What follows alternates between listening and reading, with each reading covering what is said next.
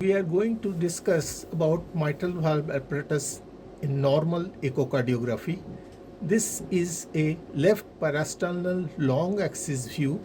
As you can see here, the right ventricular cavity, left ventricular cavity, aortic root, left atrium, and the anterior mitral cusp and the posterior mitral cusp. These cusps are predominantly attached to the mitral ring at the base. This is the mitral ring. These two white cusp areas are the mitral rings, and this is the mitral anterior cusp, which goes in diastole up to the septum, and this is again the tip of the mitral valve, and this is the base of the mitral valve, and this is the mid-cuspal area where usually we measure the thickness of mitral cusp. You can see that the anterior mitral cusp is much longer and semilunar in shape. When we see in short axis, you will realize that. And the posterior mitral cusp is very small. Just behind the posterior mitral cusp, at this angle with the left atrial joining, you can see little of coronary sinus. Now we have gone little more off axis from the long axis view. The apex has been tilted upwards so that we can see the subvalvular apparatus of mitral valve cusps. This is the anterior cusp, this is the posterior cusp, this is the bright area is annulus, and you can very well see the chordae tendonae, small chordae tendonae is here, which we will show you in a frozen picture as well. This is the chordae tendonae, and this is a papillary muscle, which is like a pillar and thinned out at the apex. So it's a pillar shaped thing, and this is anterior papillary muscle, and then little bit of posterior papillary muscle you can view. They are not coming in the same view. Both the length cannot be seen at same time.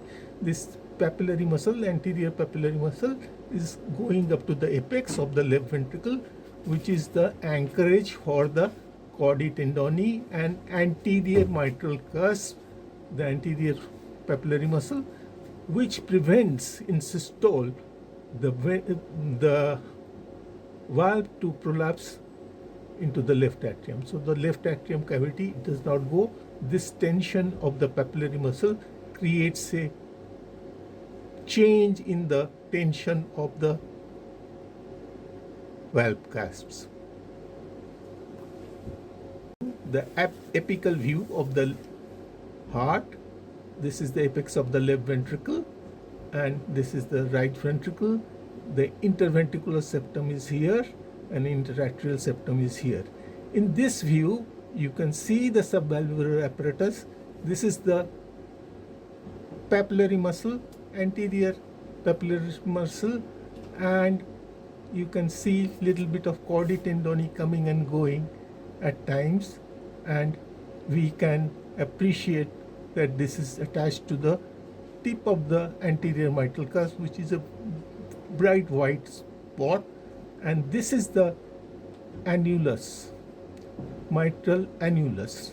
So these descriptions are necessary while you are writing a report, that they are normal. Normally they appear bright like this.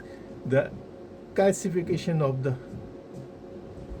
annulus are often seen with the aging, but that's just a normal process and may not cause any problem in future.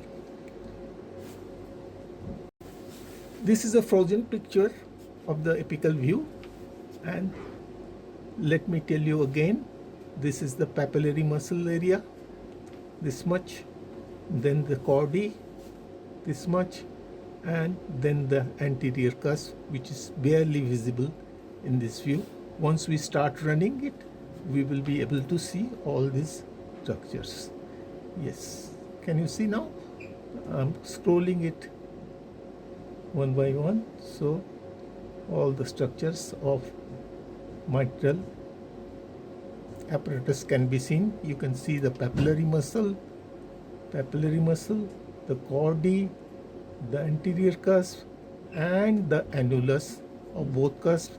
This is the posterior papillary muscle you can see now, right? This is a short axis view at left parasternal area. You can see the circular part of the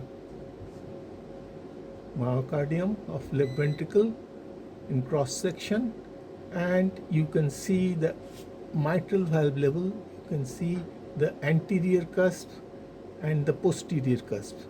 The anterior cusp is much larger, as you can view it from in this view, and it has more or less a semilunar shape, and posterior cusp is more or less very small and quadrilateral in shape. So anterior cusp probably bears the best part of the load, and the chordae are attached at the tip of this mitral cusps, and these are small callops in the mitral cusp which are tethered with the chordae tendonae, which consequently goes up to the apex of the papillary muscles. The chordae tendonae can be attached onto the tip of the valve or the left ventricular side of the mitral cusps. So there are two types of chordae tendonae which are on the capillary cuspal tip and in the left ventricular side as well. The scallops are better visualized when I freeze this picture, and that will show now.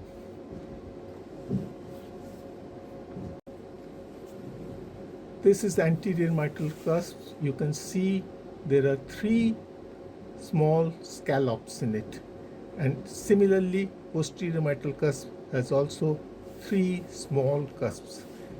These are named at A1, A2 and A3, and posteriorly also P1, P2, P3 likewise. So these 2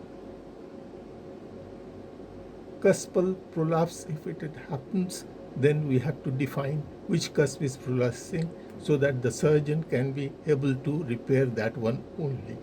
So this is a view which will show you the different cusps of the mitral valve.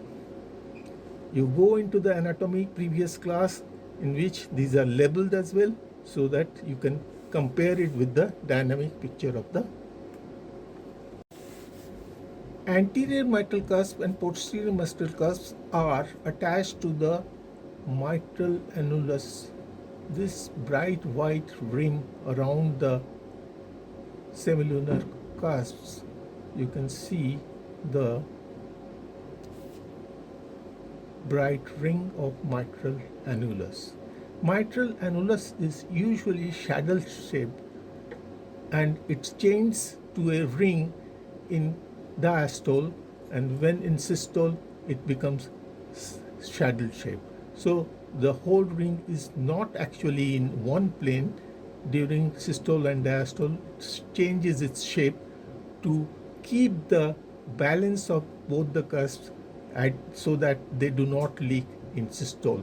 So this is a delicate balance between papillary muscle, the shape of the annulus, and the small cusps of mitral valve, which produces the effective one-word flow, that is from left atrium to left ventricle flow, and does not allow the blood to flow from left ventricle to left atrium, but left atrium to left ventricle in diastole. This is a short axis view, normal short axis, nearing the apex, where you can see 2 papillary muscles, posteromedial and anterolateral. Posteromedial and anterolateral. Go back the annotation in the normal anatomy views in previous video, and you will realize that these 2 papillary muscles in cross section look something like this. and they are the main thing which holds the chordae and the cusps in position so that they do not run out into the left atrium. So their infarction or their dysfunction will result into poor cooptation of the cusps and mitral regurgitation will occur. So you have to examine their systolic thickening properly and tell the surgeons that there is no ischemic change or no infarct in this area. So that ends the today's story of mitral valve apparatus.